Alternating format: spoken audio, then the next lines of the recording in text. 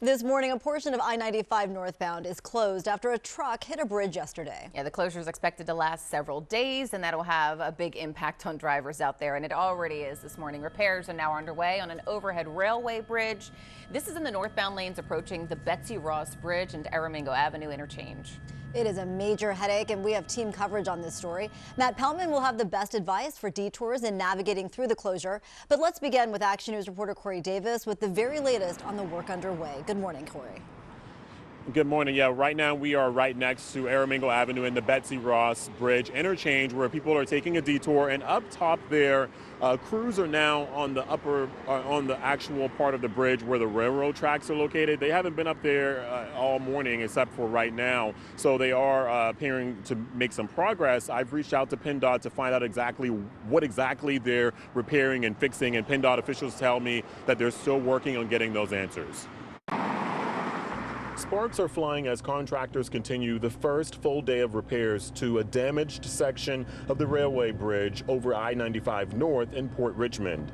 They worked through the night and into the morning as the rain became more steady. Here's chopper video of the oversized cargo that hit the railway bridge at around 1:30 yesterday afternoon.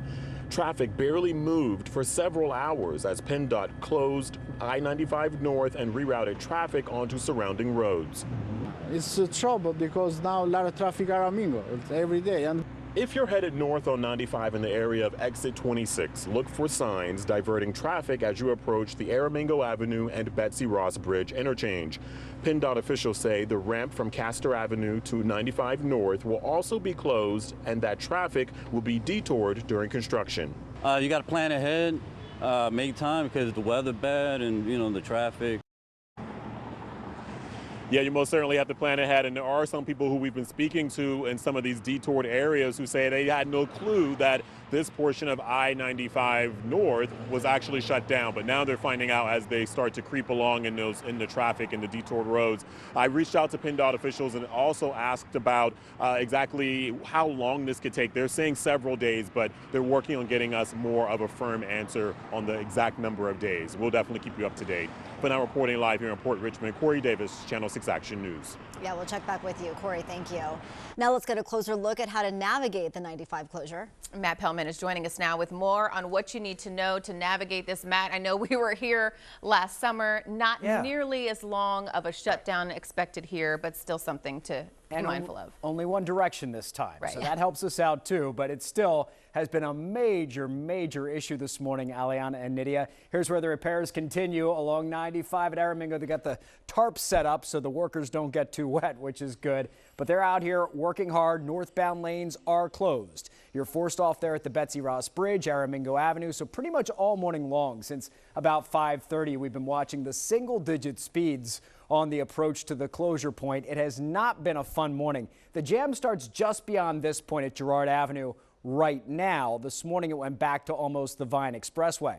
But because of that jam, a lot of people are taking the Vine. They're exiting 95 northbound here, working their way across town, which has been really crowded this morning. On the westbound Vine, they go out to the Schuylkill, take that westbound to the Boulevard and take that northbound. So you can do that, but you're going to encounter a crowd for sure. Frankfort Avenue would be a local alternate, or think about crossing the river via the Walt Whitman or Ben Franklin Bridge into New Jersey and then run either 130 northbound or 295 northbound. It kind of depends on where you're coming from and where you're going to, but going into Jersey might not be a bad option for you. Then you can come back via the Betsy Ross or Tacony Palmyra. But 95 northbound, this stretch right here north of Center City is where you don't want to go. And all part of this, the AC rail line is also not running. All trains suspended between 30th Street and Cherry Hill, likely for the next few days.